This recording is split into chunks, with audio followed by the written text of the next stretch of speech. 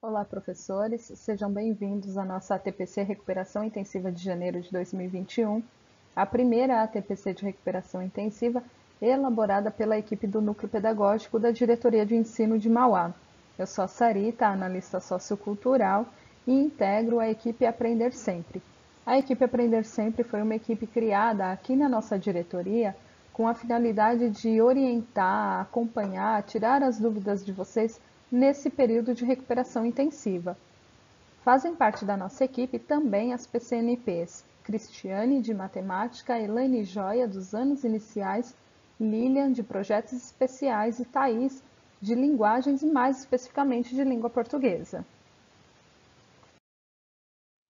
O tema escolhido para essa nossa formação é avaliação, um tema que é sempre pertinente e que nunca se esgota. E para começar a trabalhar essa formação, a gente fica aí com uma citação do grande Paulo Freire. Ensinar não é transferir conhecimento, mas criar possibilidades para a sua produção ou sua construção. Quem ensina, aprende ao ensinar, e quem aprende, ensina ao aprender. Paulo Freire. As ações da diretoria de ensino, as ações da equipe Aprender Sempre estão alinhadas às ações da Secretaria da Educação. Então, o tema de hoje da nossa formação, a avaliação, ele está em consonância com as orientações que foram encaminhadas pela SEDUC. O objetivo da recuperação intensiva de janeiro é a não retenção dos alunos. Então, é importante a gente retomar alguns aspectos que são fundamentais dessa orientação para o planejamento das ações. O que a gente vai fazer nas nossas unidades escolares para realmente conseguir a não retenção desses alunos? Então, a avaliação, que é um dos temas, né, que foram orientados pela SEDUC, estará presente hoje na nossa formação. E para embasar teoricamente a nossa formação, nós escolhemos dois estudiosos do assunto, o Lucchesi e a Hoffman. Os nossos objetivos na formação de hoje são orientar as unidades escolares quanto aos encaminhamentos para o trabalho com a recuperação do ponto de vista da avaliação, orientar e subsidiar os professores quanto à importância da avaliação para o processo da aprendizagem e apresentar situações de aprendizagem que podem ser utilizadas para a avaliação deste processo. A pauta da nossa formação começa falando sobre currículo paulista. Na sequência, legislação sobre avaliação. Concepção, avaliação de antigamente e concepção da avaliação atualmente. E é aí que a gente usa o Lucchesi e a Hoffman para embasar a nossa formação. Depois, situações de aprendizagem e avaliação, considerações finais. E agora, eu passo a palavra para que a PCNP Lilian dê continuidade à nossa pauta. Olá, professores! Como dito pela Sarita, eu sou Lilian, PCNP de Projetos Especiais e integrante da equipe de recuperação de janeiro, portanto, estarei com vocês ao longo dessa formação e dando sequência à pauta, nós vamos pensar um pouco agora sobre o currículo e por que priorizar. Então, quando a gente pensa em currículo, nós devemos ter em mente que é por ele que o aluno aprende aquilo que é essencial para dar sequência à sua trajetória rumo às séries seguintes. E esse ajuste de prioridades da aprendizagem é essencial. Além do mais, nós temos pesquisas que indicam que um mesmo conteúdo ensinado sem as devidas condições para que isso aconteça gera um impacto negativo sobre as aprendizagens. E então, dentro do currículo, nós temos a matriz de habilidades essenciais. E o que seria então essa matriz? Trata-se de um recorte do currículo paulista para o ensino fundamental e do currículo oficial para o ensino médio, daquelas habilidades e conhecimentos essenciais que são imprescindíveis para que os estudantes aprendam e continuem avançando durante toda a sua trajetória. Mas e essas habilidades? Elas são apenas do ano série em curso? Não, na verdade foi considerado na elaboração dessa matriz não só as habilidades do ano série, mas também de anos e séries anteriores, que são aquelas consideradas pré-requisitos e necessárias para o estudante avançar no seu percurso educacional. E agora eu convido vocês a juntos fazermos uma reflexão sobre avaliação, e para isso eu apresento esta imagem que talvez alguns de vocês já tenham visto, onde nós temos um professor sentado em sua mesa de frente para vários animais, dentre eles um pássaro, um macaco, um pinguim, um elefante e assim por diante, que estão representando aqui alunos deste professor, e para os quais o professor diz o seguinte: para uma seleção justa, todos farão o mesmo exame, escalar aquela árvore. E aí, diante destas figuras de aluno, fica muito claro e óbvio que este exame ao qual o professor utiliza o termo justo não será justo, visto que o macaco é o mais apto a realizar esta atividade. Então, eu proponho que nós pensemos na nossa prática de avaliação dentro da sala de aula, quando a gente se depara com um único método de avaliação, uma única forma de avaliar para uma sala tão heterogênea, muito mais talvez do que essas espécies de animais expressas aqui na imagem. Então, muitas vezes o professor tem diante de si um grande desafio quando ele vai pensar nas questões da avaliação, e por isso é tão importante essa prática reflexiva acerca da avaliação. Nós apresentamos também 2 recortes da Lei de Diretrizes e Bases 9394/96, quanto à verificação do rendimento escolar. O que estabelece esta legislação é que a avaliação deve ser contínua e cumulativa do desempenho do aluno, com prevalência dos aspectos qualitativos sobre os quantitativos e dos resultados ao longo do período sobre os eventuais provas finais. Então, a lei deixa claro que o professor deve avaliar esse aluno de forma contínua e cumulativa, prevalecendo os aspectos qualitativos e priorizando os resultados ao longo de todo o processo e não apenas ao final. E quanto à prática da avaliação, a legislação estabelece que esta deve contemplar diferentes metodologias e procedimentos e garantir ao aluno formas diversas de recuperação, paralela, contínua, sistemática e, se necessária, também ao final do ano escolar.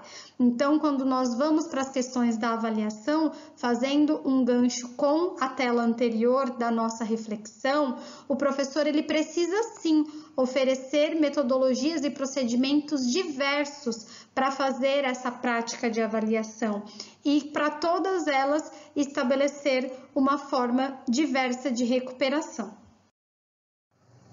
Quando nós voltamos o nosso olhar para a BNCC, nós observamos que, ao definir as aprendizagens essenciais que devem ser asseguradas a todos os estudantes, ela está expressando um parâmetro de igualdade educacional que deve ser referência por todo o nosso país. E essa igualdade, ela deve se concretizar também nas oportunidades de acesso e de permanência na escola. Então, agora nós assistiremos a um vídeo sobre avaliação da aprendizagem no contexto atual. Na verdade, é um recorte de uma entrevista com a já conhecida por todos nós, Jussara Hoffmann, e a entrevista completa está disponível neste link do YouTube. A Jussara é uma grande pesquisadora com muitos livros e artigos publicados sobre avaliação, então nós trouxemos uma parte deste vídeo onde ela fala da avaliação e trazendo para os dias atuais. Então vamos assistir?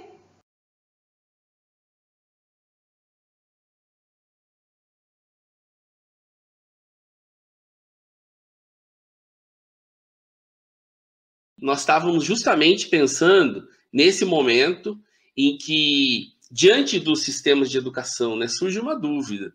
É possível seguir com esse processo avaliativo? E perguntamos um pouco sua opinião sobre isso. Então, eu vou agora resumir um pouquinho, porque também essa discussão eu já faço em outros livros e tudo mais, mas é um mito se pensar que é o sistema de educação que determina que se faça uma avaliação classificatória.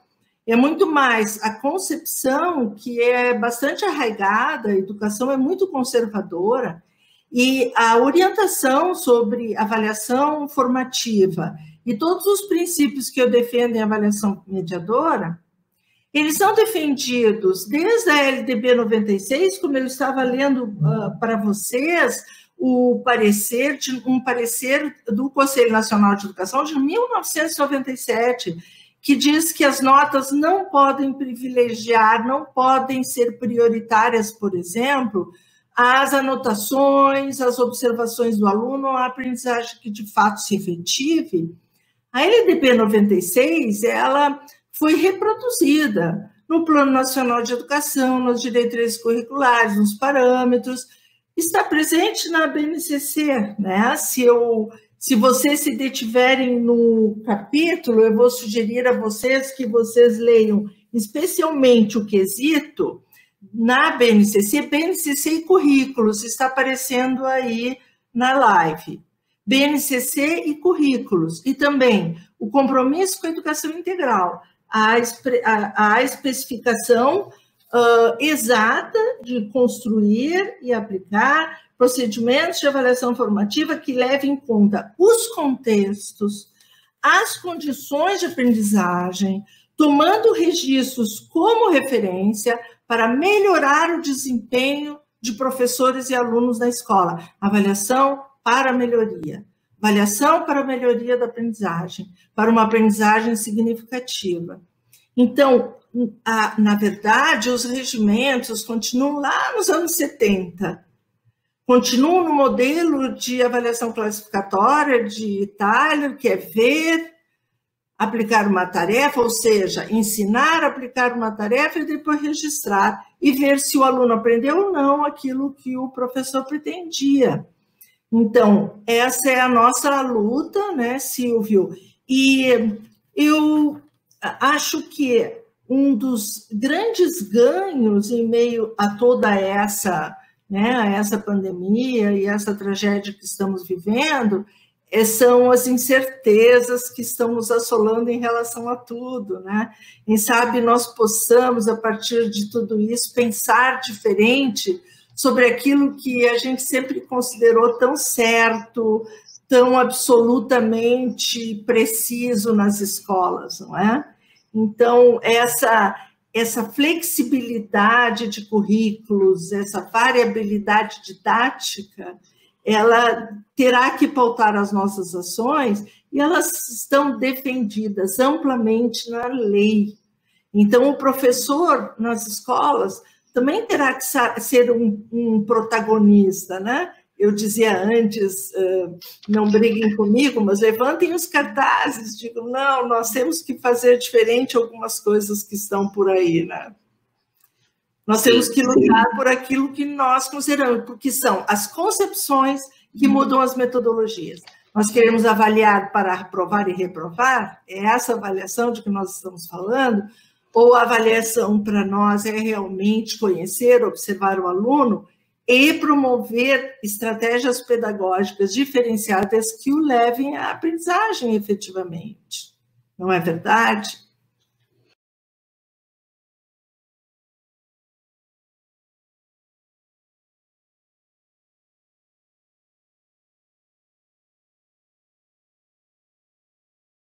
Olá, eu sou a PCNP Thaís David, de Língua Portuguesa. Agora, continuaremos falando sobre avaliação da aprendizagem à luz dos estudos de Jussara Hoffmann e de Cipriano Lucchesi. Agora, vamos falar um pouquinho sobre essa obra, Avaliação da Aprendizagem Escolar, Estudos e Proposições, do Cipriano Lucchesi. Lucchesi, né, como todos sabemos, é uma referência brasileira quando se fala em avaliação da aprendizagem. Então, nessa obra, ele traz um panorama de como a avaliação era enxergada no Brasil e de como ela precisa ser enxergada. Então, é bastante interessante que ele traz todo um histórico, né, da avaliação no Brasil. Então, ele mostra como a avaliação ela era apenas tida como instrumento de poder, servindo muitas vezes apenas como punição, como se fosse um castigo. Então, o professor aplicava uma dada atividade, gerava dados daquela atividade, convertia em notas e o processo avaliativo encerrava-se ali. Quem teve um rendimento satisfatório foi bem, foi aprovado, avança, e quem teve um rendimento insatisfatório era punido, né? Ele se encerrava ali. E ele diz, nessa obra, bastante interessante, que a avaliação ela precisa ser planejada, não só no sentido de elaborada, mas também de tratamento de dados desses resultados. Então, é muito interessante porque ele diz que a avaliação, tal como todo o processo educativo, tem que ser um ato de amor. O professor tem que ter a noção de que ele não pode encerrar o processo avaliativo no apliquei, gerei dados, converti em notas, ponto final. Não. O professor, ele precisa sim aplicar verificações, ele vai sempre, né, com frequência, verificar o aprendizado dos seus alunos, mas ele precisa utilizar o resultado, os dados coletados, para reorganizar a sua prática, para rever conteúdos, para rever habilidades. Por quê? A educação, ele diz no livro, que ela só será democrática quando todos tiverem o direito de ensino de qualidade. E nós, professores, sabemos que as pessoas não aprendem da mesma maneira. Inclusive, a BNCC, né, que é aí o que temos de mais atual, ela é muito clara. Ela diz que o aluno é um ser social, que o aluno precisa ser protagonista, né? Então, o aprendizado, ele tem que ser um aprendizado para a vida. Por isso, a avaliação escolar, à luz aqui dos estudos de Lucchesi, precisa ser uma ferramenta não usada para aferir o que o aluno sabe e aquilo que ele não sabe, mas uma ferramenta, uma estratégia, um mecanismo para que o professor tenha subsídios suficientes para reorganizar-se, para repensar, para elaborar novas estratégias, a fim de garantir o aprendizado de todos os alunos. É muito interessante e vou ler agora para vocês aqui um trechinho da obra. Ele diz assim: uma aprendizagem verdadeiramente só é uma aprendizagem quando ela se transforma em prática de vida cotidiana, assim como um alimento só é efetivamente alimento, que alimenta alguém, quando é ingerido e se transforma em sangue, em plasma. O que é aprendido é vida, é prática, e quanto mais se pratica, mais se aprende. Como aprender a avaliar a aprendizagem de nossos educandos, incluindo a nossa autoavaliação como educadores e avaliadores? Olha que interessante, né? Ele nos coloca essa questão. Então, ele diz na obra que a avaliação da aprendizagem ela tem que ser planejada pelo professor, que os resultados obtidos têm que ser utilizados para organizar novas ações, que esse planejamento ele tem que ser coletivo. Então, o professor ele não pode trabalhar sozinho, por isso ele precisa de um suporte pedagógico, né? Porque quando a gente faz coisas em grupo, como nós aqui, fazendo, né, essa formação para vocês, a gente senta, elabora, conversa, troca ideias. Quando você conversa, quando você divide com o outro, você acrescenta muito. Você ganha na sua prática e aquilo que você fala também acrescenta na prática do outro. A educação é isso, é troca, é trabalhar em conjunto. Então, é muito interessante, ele fala, né, que a avaliação tem que ser um meio para crescimento do aluno e não uma forma de punição, de castigo e até de preconceito. Tá bem? Daqui a pouco vamos assistir a um vídeo do autor. Agora, vamos falar um pouquinho desta obra, Avaliação Mediadora, uma prática em construção da pré-escola à universidade, da estudiosa professora Jussara Hoffmann. Bom, Nesta obra, tal como Lucchesi, a professora Jussara visitou, viajou o Brasil todo, visitando escolas de diversos segmentos, e a partir desses estudos, ela foi capaz também, tal como Lucchesi, de traçar um panorama de como a avaliação é vista, aplicada e entendida no Brasil, e traz ideias de como ela deveria ser. As ideias dos dois autores são convergentes, elas convergem para o mesmo caminho, no sentido de que o aluno precisa ser enxergado como um ser social, um ser protagonista e um ser capaz. É bastante interessante essa obra dela, que ela nos traz essa ideia da mediação. Então, ela até diz na obra que o professor não tem que medir, ele tem que mediar. Então, o que seria esse olhar da avaliação mediadora? Já começa do olhar construtivista, de que o professor ele não é detentor de todo o saber. Então, não existe essa ideia de que o professor sabe tudo e o aluno é uma página em branco que não sabe nada. O professor, ele estuda, mas ele também aprende com o desenvolvimento do seu aluno. Ela diz que o professor é aquele presídios que fornece estratégias e meios para que seu aluno aprenda, mas que o aluno, ele também tem sabedoria, ele também traz conhecimento e agrega, né? Por isso, essa visão construtivista. E ela fala bastante também de uma expressão que tem que ser visto o que o aluno vai vir a ser. Ela trabalha com a ideia de que a avaliação é algo contínuo e frequente na nossa vida e que não existe um fim, ela é constante.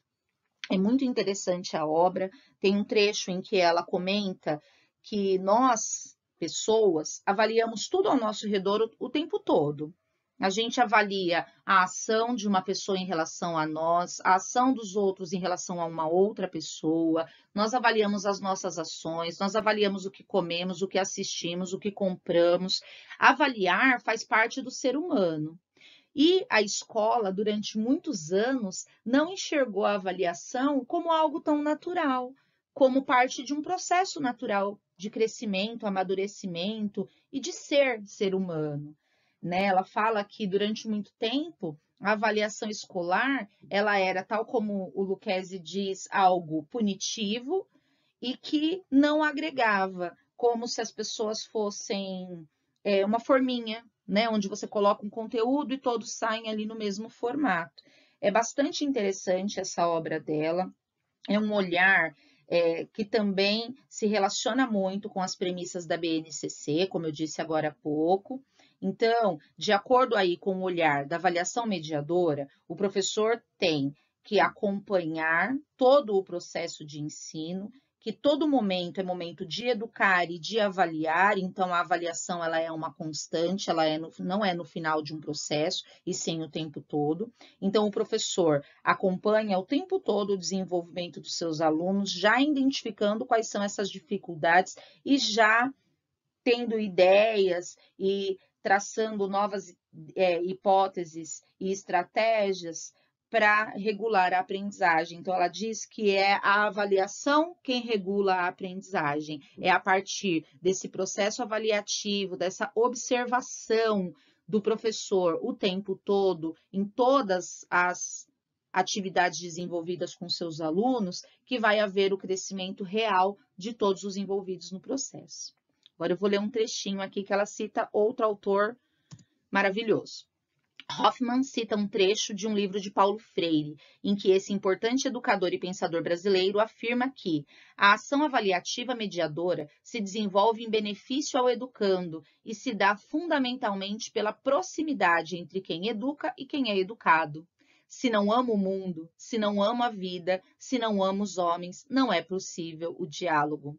Por fim, Hoffmann questiona: posturas de avaliação? Posturas de vida.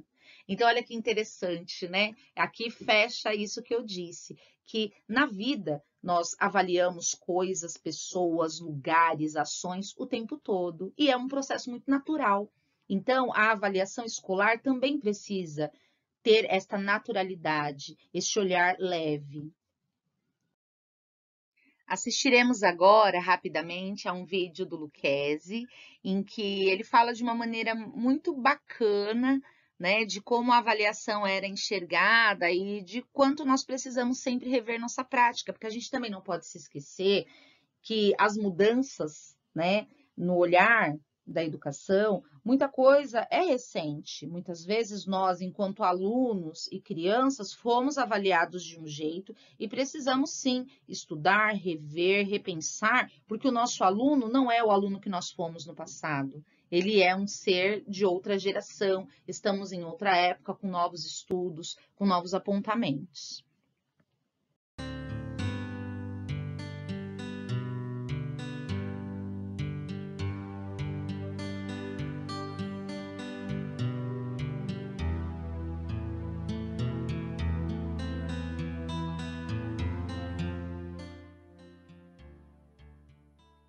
A avaliação da aprendizagem é uma especificidade da área da avaliação. A avaliação, então, ela funciona igual para todos os objetos, para a empresa, para a política, para a escola, para, enfim, né? Não importa muito o objeto, a avaliação sempre vai ser a mesma coisa. O objetivo do ato de avaliar é conseguir, vamos dizer assim, diagnosticar uma experiência e obter um resultado mais satisfatório.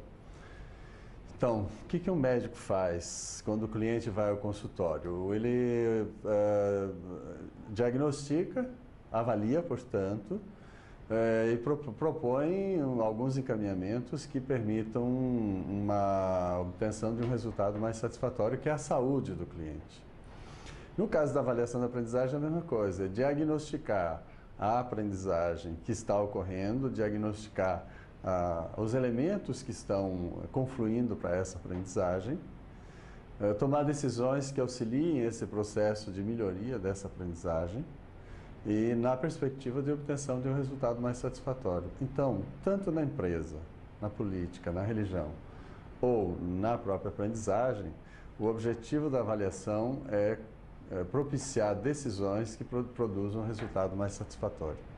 Tá certo. Então, em nossa escola hoje é possível falar que a gente trabalha sobre avaliação? Ou a avaliação ainda é um estágio mais à frente do que aquilo que nós sabemos fazer, quando aplicamos uma prova ou quando... Pois é, esta aí é uma experiência que nós temos que é um pouco uma confusão, um pouco um equívoco, né? De certa forma, nós dizemos assim, que nós praticamos avaliação na escola porque tem um sistema de avaliação, tem um boletim escolar. Boletim escolar, tem o dia de avaliação, os instrumentos de avaliação e assim por diante. Todavia, genericamente falando, sem distinguir a escola de Luiz, de João ou a escola X ou Y, o que nós fazemos é praticar exames. E então, há um equívoco entre o ato de avaliar e o ato de examinar. Nós, de fato, chamamos de avaliação e praticamos exames. Daí a necessidade que nós temos de distinguir, vamos dizer assim, o que é examinar e o que é avaliar. Para a gente poder compreender na prática escolar, onde é que está esse equívoco entre o ato de examinar e o ato de avaliar. O que é examinar exatamente? Então, o ato de examinar ele tem 3 características básicas. Em primeiro lugar, o ato de avaliar ele é pontual, né? Significa assim que quando nós estamos examinando, interessa o que está acontecendo aqui agora. Não interessa o que estava acontecendo antes, nem o que vai acontecer depois. Então, vamos dizer assim, numa perspectiva de construção, interessa o que estava acontecendo antes, interessa o que está acontecendo agora, interessa o que vai acontecer depois. Mas do ponto de vista do exame, não. O exemplo mais simples de nós compreendermos o que é o exame, a característica pontual do exame, é o vestibular.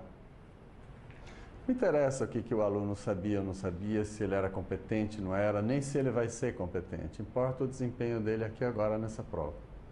Se ele for mal aqui, mesmo que ele fosse ótimo antes, ele não entra na universidade, ele é pontual, né? Na sala de aula tem uma coisa assim, um aluno termina de fazer uma prova, ele entrega ao professor e ele sai. Antes dele sair na porta da sala de aula, ele se lembra de que ele respondeu mal a questão número 4. Aí ele volta e diz assim, professor, eu confundi a resposta da questão número 4, Posso responder de novo? Posso consertar a minha prova? Todos os professores dizem não. Eu já fiz esse teste no Brasil inteiro, todos dizem não, né? Em conferências e assim por diante. Por quê? Porque mesmo 30 segundos depois que o sujeito terminou de responder, não serve mais o conhecimento dele, porque só servia naquele momento, né? Pontual. Por outro lado, os exames são classificatórios, eles classificam em aprovado, reprovado. Se tem uma escala de notas, vai de 0 a 10, então é 2, 3, 5, 8, 10, né? Então, classifica definitivamente a vida do sujeito. Tem um histórico escolar, tem uma ficha na escola, tem a média de notas que se faz na escola. Então, o que acontece é que o aluno fica classificado para sempre nessa posição, né? E o exemplo mais típico de classificação é assim, um professor trabalha em uma unidade de ensino, um conteúdo. Aí ele aplica um instrumento, né? Terminado de aplicar o instrumento, ele corrige, o aluno tem, por exemplo, numa escala de 0 a 10, ele obtém nota 2. Aí o professor diz para ele assim, rapaz, você foi mal, né? Teve um desempenho ruim, mas você estuda e vamos fazer uma outra avaliação. Aí o menino estuda e vem, faz uma nova avaliação, ele responde um novo instrumento. Aí ele obtém nota 10. No país inteiro, eu já perguntei isso em todas as conferências que eu já fiz, né? Pergunta assim aos professores, que nota que se daria se ele tirou 2 antes e 10 depois? Qual nota se dá para ele? É invariável, 6. Porque soma o 2 antigo com o 10 agora, divide por 2, dá 6, faz a média. Aí eu pergunto assim, mas se ele não sabia e agora ele sabe, por que você não pode dar 10? Por causa dessa característica classificatória. Então ele está preso naquela nota 2. E não a possibilidade de ele manifestar uma qualidade nova que ele adquiriu. Então, por isso que os exames são profundamente classificatórios. A avaliação já é um processo mais humano, então, ele acho que a terceira característica dos exames, e aí eu clarearia as características da avaliação, a terceira característica dos exames é de que ele é seletivo. Então, o exame coloca fora uma parte ou uma grande parte da população escolar, né? Se a gente olhar o vestibular, por exemplo, na minha universidade, que é a Universidade Federal da Bahia, nesse ano de 2000 nós tivemos 45 mil candidatos para 3.750 vagas. Então, 41.250 candidatos teriam que ficar fora e 3.750 para dentro. Então, o exame seleciona, bota muitos para fora e uns poucos para dentro. Na sala de aula tem acontecido a mesma coisa. A média de aproveitamento de números de alunos na educação brasileira, ela tem sido, em média, 35% no ensino fundamental e no ensino médio. Quer dizer, cada 100 alunos, 65 não têm acesso à série subsequente. Então, o que acontece? Que os exames são seletivos, eles são excludentes, né? Por outro lado, a avaliação tem 3 características que são exatamente opostas às 3 características dos exames. Então, por exemplo, o ato de avaliar é não pontual. O que significa isso? Significa que, enquanto os exames cortam aqui e agora, a avaliação leva em consideração o que estava acontecendo antes, o que está acontecendo agora e o que pode vir a acontecer depois. Então, no ato de examinar, a gente diz assim para alguém, você não sabe. Mas no ato de avaliar, a gente diz assim, você ainda não sabe. Porque depois pode vir a saber, meia hora depois, 15 minutos depois, 1 ano depois, mas ele vai vir a saber, se houver um trabalho educativo para ele, né? Segunda característica, por oposição aos exames, enquanto os exames são classificatórios, a avaliação é dinâmica. Então, a avaliação não classifica, ela diagnostica o que está ocorrendo para que haja a possibilidade de uma melhoria. Então, se deram muitos nomes à avaliação. Então, se diz assim, que a avaliação é diagnóstica, que ela é formativa, que ela é dialética, que ela é dialógica, que ela é mediadora. Todos esses nomes, esses adjetivos que são atribuídos à avaliação, todos eles são redundantes, porque sendo avaliação, obrigatoriamente ela tem que ser mediadora, dialética, dialógica, formativa, etc, etc. Então, cada autor deu um nome, um adjetivo à sua forma de entender a avaliação, mas, em todo caso, a avaliação sempre tem essa característica da dinâmica, porque ela propicia uma condição mais satisfatória, né? E a terceira característica que eu acho que é fundamental sinalizar é de que a avaliação é includente, ela é inclusiva, ela traz para dentro. Enquanto que a prática do exame pode colocar alguém para fora, você não sabe se está reprovado, sai, a avaliação diz assim, rapaz, você não sabe ainda, mas vem para dentro que eu vou te ajudar a saber, né? Então, a avaliação é inclusiva, ela sempre traz para dentro. Então, as três características do ato de examinar são exatamente opostas às três características do ato de avaliar. E, pelo que eu entendo, quer dizer, na escola, pelo menos na escola que nós imaginamos como uma escola mais inclusiva, examinar deve ser uma coisa, não como hoje, que é regra, mas como exceção, e avaliar deve ser a postura mais permanente do educador. De fato, a postura do educador deveria ser permanentemente de avaliar. Vamos agora sistematizar rapidamente aquilo que vimos e discutimos até agora. Então, de um lado, está um método avaliativo mais tradicional, que chamaremos de exames. E, de outro lado, uma visão construtivista, que chamaremos de avaliação. Então, o exame ele é pontual, interessa o certo e o errado agora. Por exemplo, os vestibulares, concursos, onde você tem um número grande de candidatos e um número pequeno de vagas, é uma forma de seleção. Do outro lado, a avaliação ela não é pontual. Então, interessa o que foi aprendido antes, o que está sendo aprendido agora e o que será aprendido depois. Ela é contínua. Voltando, né, na próxima etapa, nós temos os exames como classificatórios. Então, o aluno ele é classificado, aprovado, retido, foi bem, foi mal. Já a avaliação, ela é dinâmica. É feito um diagnóstico daquilo em que o aluno não se saiu bem, né, quais são as fragilidades, e são traçadas estratégias para que haja uma melhoria. De um lado, os exames são seletivos, por isso excluem, né, são excludentes, e de outro lado, a avaliação ela inclui, ela traz o estudante para dentro do processo. Não existe culpa por não ter aprendido, e sim, vamos rever, vamos refazer, vamos fazer de outra maneira e construir o conhecimento. Para finalizar agora a nossa reflexão, trouxe aqui uma tirinha. Até o começo do século XX, a avaliação era determinada pela criação de testes padronizados com o intuito de medir as habilidades dos estudantes. Mafalda no primeiro quadrinho com uma fita métrica, medindo ali seu crânio. Ela observa de um lado quanto deu, observa ali quanto deu e, por fim, ela diz: será que aqui cabe tudo que vão meter na minha cabeça? Olha que interessante, né? O Quino, criador de Mafalda, nos traz a reflexão de que temos que caber numa medida padronizada, né, do saber. É uma visão de exame. E temos agora aí um pensamento da Jussara Hoffmann, né? Ela diz: a avaliação escolar hoje só faz sentido se tiver o intuito de buscar caminhos para melhorar a aprendizagem. Ou seja, se a avaliação não buscar crescimento do aluno, melhoria do serviço prestado e a chance de que o aluno seja um protagonista e enxergado como um ser social, ela não tem valor.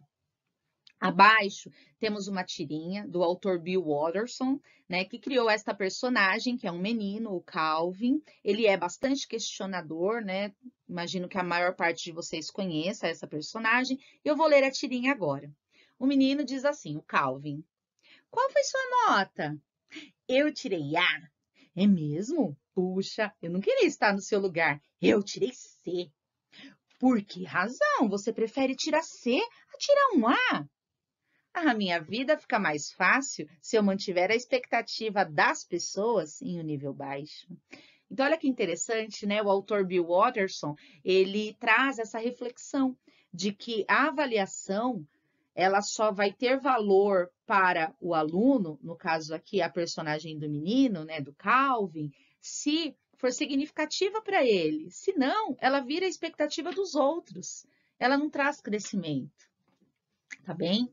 Eu encerro aqui a minha fala hoje e passo a palavra para a Cris. Cris?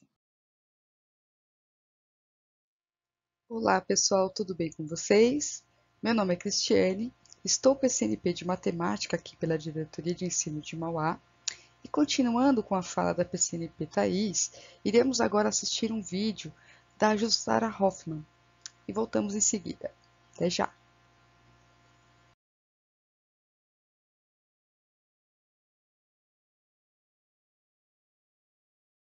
Eu fui a segunda mestra em avaliação educacional do país. E por quê? Porque ninguém queria discutir avaliação naquele momento. Eu concluí o curso em 81. E a avaliação era um monstro de 7 cabeças, né? Na academia não se queria discutir o assunto. Justamente nesse curso do Rio, nós tivemos excelentes professores, eu tive uma orientadora assim, do coração, que nos trouxe, na década de 80, todas as teorias emergentes, principalmente nos Estados Unidos e em outros lugares do mundo também. E essas teorias emergentes justamente discutiam a avaliação classificatória, tudo o que nós criticávamos aqui, avaliação para punir, para selecionar, para excluir. Essa era a crítica que as novas teorias, as teorias de vanguarda nos traziam. E entre os nossos estudos, alguns teóricos já na década de 80, então já enquanto eu era aluna, me chamaram muita atenção. Um deles, James Popham, dizia: não adianta observar, coletar dados, registrar, isto não é avaliar. Cabe ao pesquisador mostrar a realidade, apontar os problemas, ter o máximo possível de informações, mas cabe ao avaliador torná-lo melhor. O avaliador não é só o pesquisador, ele é quem age para transformar essa realidade. Outro grande teórico, que era um filósofo da avaliação, William Cronbach, dizia: a avaliação a avaliação é um ato político, mesmo que não pretenda ser, porque nós podemos agir em benefício ao aluno ou então se omitir, né, em termos de aprendizagem. Eu cito apenas 2 para vocês, né? Houve várias teorias e ainda as teorias estão se desenvolvendo, que me apontavam outros rumos para avaliação. Né? Avaliar não era selecionar, eliminar, punir, criticar, mas avaliar era agir para realmente alcançar a melhoria desse processo.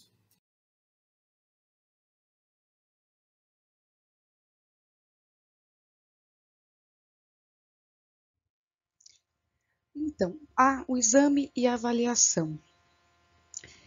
O exame, ele pode ser classificatório ou seletivo. É o certo ou errado. Enquanto no classificatório eu classifico, né, o meu estudante lá, do primeiro colocado ao último, sobre o que ele aprendeu, no seletivo eu excluo esse estudante. Eu estou fazendo uma seleção dos melhores estudantes. Segundo Lucchesi, o exame é prova, né? Eu tenho que provar alguma coisa. Teste, onde o aluno tem que fazer os testes, testar o seu, medindo, né, a sua aprendizagem. Ele é um número, né? É um número, simples e puramente. É errado fazer exame? Não, não é errado. O que nós temos que fazer enquanto educadores, enquanto professores, é utilizar esse exame como um instrumento de avaliação, onde ele vai me auxiliar no processo avaliativo no todo. Portanto, a avaliação ela deve ser diagnóstica e formativa. E nesse processo ele exige de nós, enquanto professores, fazermos uma reflexão. Uma reflexão. Por que avaliar? Para que avaliar? E para quem avaliar? Então, por que eu estou fazendo essa avaliação? Para quem que eu estou fazendo? E para quê? Para quem? Isso são perguntas fundamentais para nós, enquanto formadores, enquanto professores, refletirmos. No processo de avaliação, quem avalia? O professor avalia e ele deve ter uma postura de ação e reflexão. E essas perguntas, elas irão nos ajudar a fazer essa reflexão. Agora, quem é avaliado? Quem é avaliado é o estudante. E ele deve ser estimulado, desafiado, incentivado. E é nessa relação entre quem avalia e quem é avaliado que será construído o processo avaliativo. Agora, também temos aqui que nesse processo, né, de avaliação, ele depende da concepção, tanto de educação, quanto de experiências das nossas vidas. E aí temos que repensar em todo o nosso processo, enquanto professor, enquanto aluno, enquanto fomos alunos, enquanto estávamos lá estudando, quando a gente aprendia a reproduzir os exercícios já resolvidos e quando éramos punidos por isso. Acabamos fazendo esse processo com os nossos alunos, reproduzindo isso com os nossos alunos, porque pensamos da seguinte forma: se isso eu aprendi dessa forma, com o meu aluno ou com todos também irão aprender. Então, segundo o Paulo Freire, a experiência só produz aprendizagem se houver uma reflexão. Então, temos que refletir sobre as nossas concepções e a nossa vida.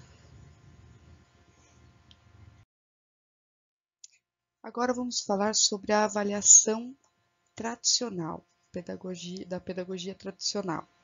Nós temos nessa avaliação os exames classificatórios, a aprovação e reprovação, a verificação, punição, evitar colas e repetição de padrões.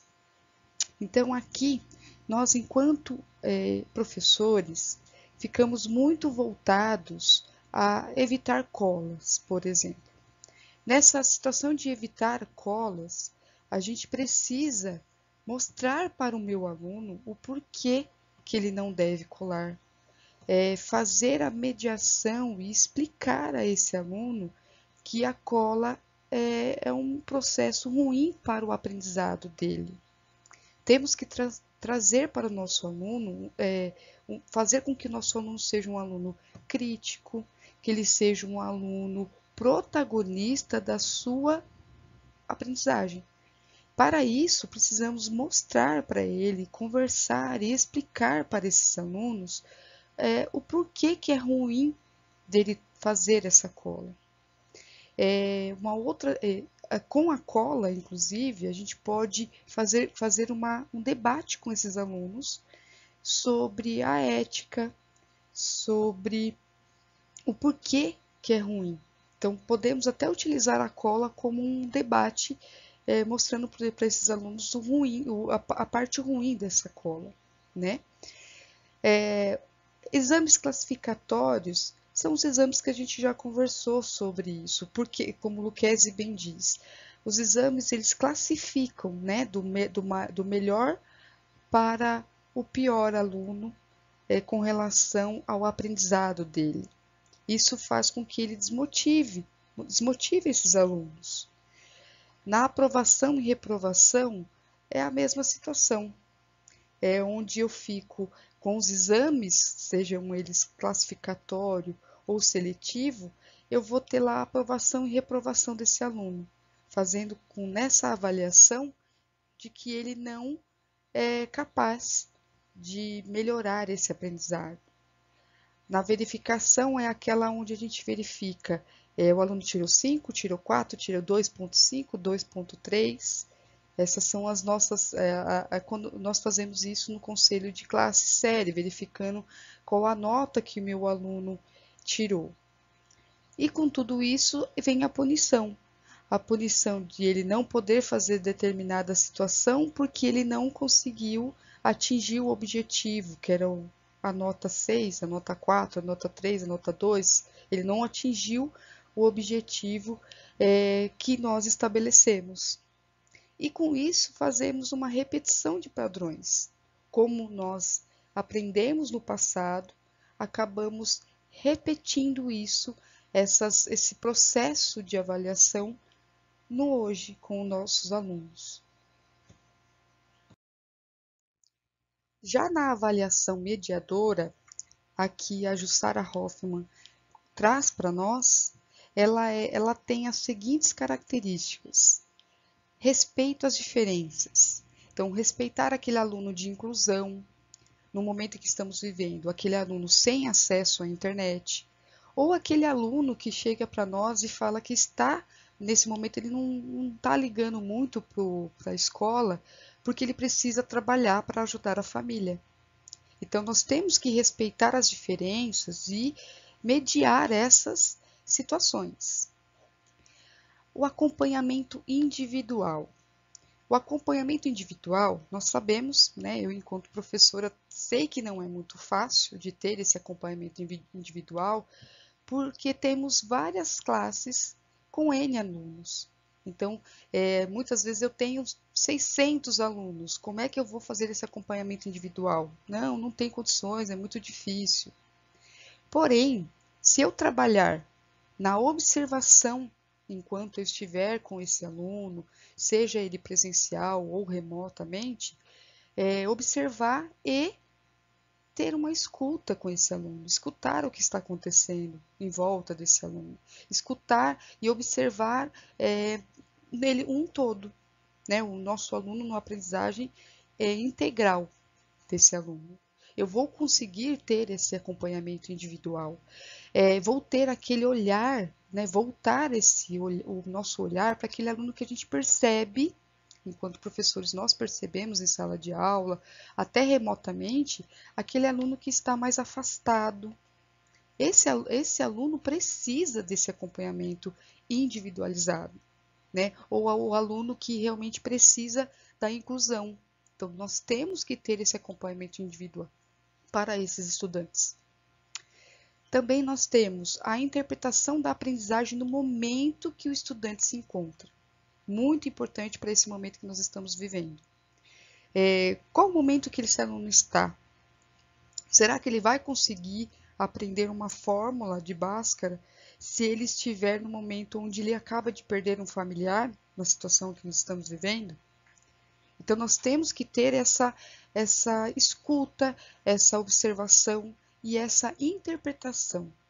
Perceber aonde o aluno ficou parado, onde ele se encontra. Ele parou aqui, ele não consegue mais nas contas, nas 4 operações. Ele parou na divisão. Então, é a partir daí que eu tenho que dar um feedback a esses alunos para que ele consiga avançar. E aquela situação de retomada e avanço. Sempre, a educação ela é isso. Ela precisa, muitas vezes, retomar alguns conceitos para que a gente consiga avançar para o próximo. Isso faz parte da educação. A educação ela essa faz parte da educação. Retomo para avançar. Volto 3 casinhas para dar 2 passinhos para frente. Então, a gente precisa desse intenso e constante retomadas de habilidades. Ok? Na avaliação mediadora de Jussara Hoffmann, a avaliação como ação-reflexão que se passa na sala de aula em direção a um saber aprimorado enriquecido, carregado de significados e de compreensão. E dessa forma, a avaliação passa a exigir do professor uma relação com o estudante, uma conexão entendida como reflexão aprofundada a respeito das formas como se dá a compreensão do educando sobre o objeto de conhecimento. Então, deve existir a relação entre o professor e o aluno para que seja construída essa avaliação de forma que o aluno, o educando, compreenda o porquê dele estar estudando as habilidades, dele precisar dessas habilidades, desses objetos de conhecimento para a vida dele. Isso faz com que o aluno seja protagonista do seu saber, né, do seu aprendizado, e faz com que ele entenda até aquela situação da cola. Faça com que ele entenda que colar não é bom para ele próprio. É uma das formas que a Jussara Hoffmann vem trazendo para a gente sobre a avaliação mediadora. E por fim, vocês vão perguntar, quais são as melhores estratégias para essa avaliação? E quais são os instrumentos de avaliação que eu preciso ter? As melhores estratégias de avaliação são essas que a Jussara Hoffmann trouxe para nós. E quais são as melhores estratégias de avaliação? As estratégias de avaliação que melhor condiz nesse momento são as que a Jussara Hoffmann trouxe para nós na avaliação mediadora. Só para relembrar, que é o respeito às diferenças, o acompanhamento individual, a observação, a escuta sensível, a interpretação da aprendizagem no processo em que o estudante se encontra e retomar e avançar. Assim como nesse momento de recuperação, nós estamos retomando as habilidades e os objetos de conhecimento desses estudantes para que no início do ano letivo a gente consiga, durante o ano letivo, a gente consiga avançar nessas habilidades e o aluno consiga ter um aprendizado satisfatório. Agora, a Elaine vai falar com vocês sobre os instrumentos de avaliação. Até! Olá, meu nome é Elaine Joia e sou PCNP dos anos iniciais. Dando continuidade à nossa formação, iremos retomar o ATPC do Centro de Mídias, que aconteceu no dia 5 de janeiro, ofertado por todas as áreas de conhecimento, inclusive para os anos iniciais, trazendo uma introdução sobre o projeto de recuperação intensiva e discutindo o plano que o professor precisa realizar, inclusive itens que não podem faltar, como instrumentos de verificação e avaliação da aprendizagem. Dependendo da metodologia ativa utilizada, como por exemplo, aprendizagem baseada em desafios, aprendizagem baseada em projetos, mapa conceitual, ensino com pesquisa, oficina, sala de aula invertida, estudo dirigido, algumas dessas já fazem até parte da nossa prática, outras estamos nos apropriando. A avaliação se dará a partir da avaliação do processo. Eu vou avaliar desde o início dentro da metodologia escolhida, através dos conhecimentos prévios dos alunos, levantamento das hipóteses, sondagem, pesquisa do estudo e até do produto final. Lembrando que o mais importante não é o produto final, mas a avaliação do processo da aprendizagem que ele envolve, que é rico e significativo para a aprendizagem do estudante. Aqui trago alguns exemplos. Temos a produção textual, a apresentação da audiosolução de problemas, dependendo da metodologia utilizada, o podcast, o vídeo, que são desafios atuais e que os estudantes adoram. Também pode ser utilizado com aluno com dislexia, lembrando do respeito às diferenças, como comentou a PCNP Cristiane, quando abordou a avaliação mediadora da Jussara Hoffmann. Temos aqui dramatização, sondagem que deve ser realizada no início da aprendizagem, como foi sugerido no ATPC dos anos iniciais, entre outros que irão depender da metodologia. Porém, sempre lembrando que esta avaliação ela deve ser contínua durante todo o processo e com o objetivo de melhorar a aprendizagem do estudante.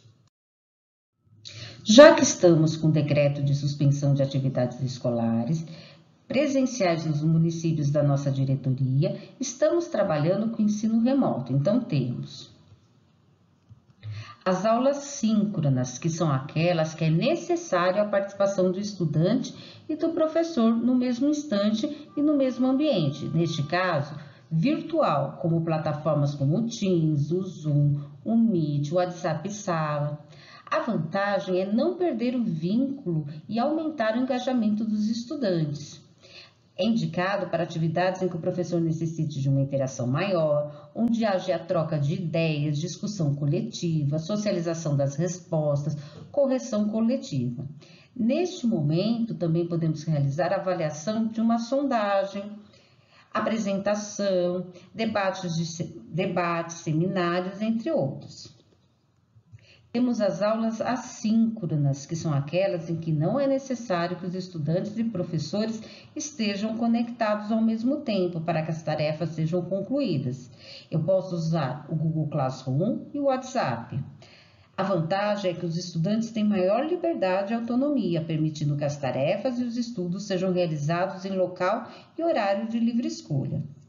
Indicação para a realização de tarefas com os formulários, que eu posso até aplicar um teste de múltipla escolha e ser uma avaliação formativa, desde que haja um feedback para o estudante, explicando o que ele errou, o que ele acertou, retomando o que precisa aprender com aquela questão. Isso vai depender da concepção que temos do que é avaliação.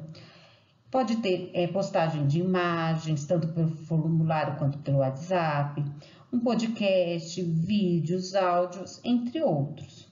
A avaliação não é aplicar provas. Temos que ter um olhar amplo para realizar esse processo, que vai nos auxiliar a retomar e avançar na aprendizagem dos nossos estudantes. Temos também alunos sem acesso à tecnologia.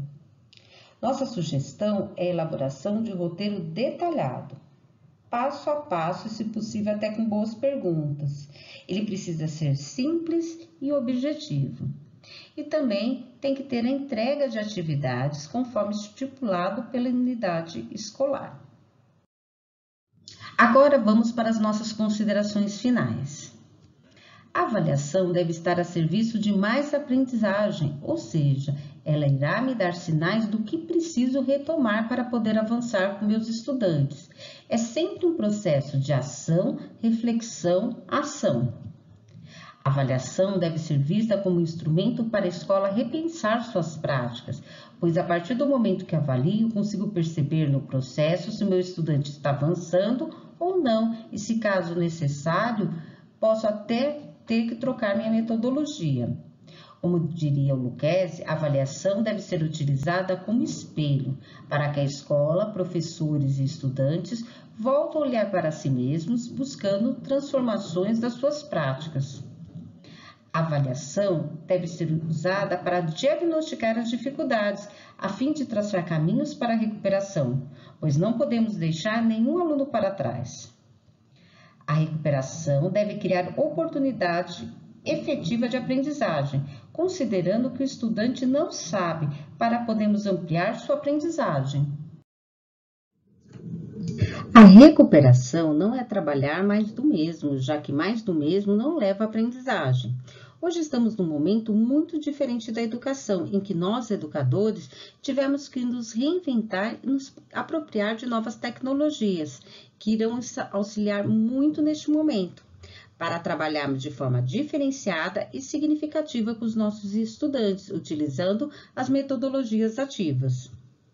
Realizar um bom diagnóstico das aprendizagens para traçar bons processos de recuperação. Se vou realizando avaliações no decorrer do processo, eu consigo diagnosticar o que o meu estudante precisa aprender e assim realizo boas escolhas de metodologia, de recurso, boas intervenções que irão ser significativas nesse processo da aprendizagem, levando o estudante a avançar em seus conhecimentos. Avaliar qualitativamente e não quantitativamente. É necessário escolher bons instrumentos de avaliação e, principalmente, ter um olhar amplo, que a avaliação deve ser utilizada com propósitos diagnósticos e inclusivos. É importante salientar que a recuperação deve ser evidenciada com apontamentos, registros que comprovem sua realização em cumprimento ao estabelecido na legislação. Agora vamos assistir uma última fala da entrevista da Jussara Hoffmann, do vídeo Avaliação da Aprendizagem no Contexto Atual, para concluirmos esse tema. Lembrando que a entrevista completa está disponível neste link do YouTube. Vamos lá?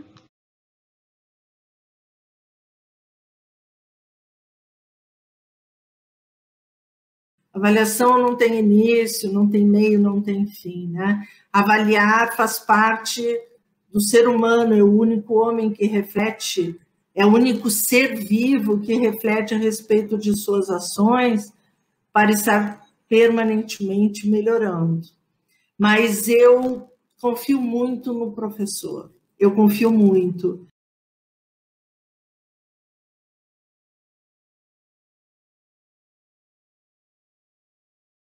Para finalizar, deixaremos disponibilizado todas as referências bibliográficas utilizadas nesta formação. Gostaria de lembrá-los de não esquecer de responder o link do formulário que está abaixo da descrição do vídeo, para encaminhamentos de dúvidas e presença. Agradecemos a todos em nome da equipe da Recuperação Intensiva de janeiro de 2021. Esperamos que essa formação traga reflexões sobre a concepção de ensino de avaliação que precisamos realizar neste período e que tenhamos um ótimo trabalho. Nos colocamos à disposição para maiores esclarecimentos. Muito obrigada. Abraços a todos. Aguardamos vê-lo em breve em nossas formações. Tchau!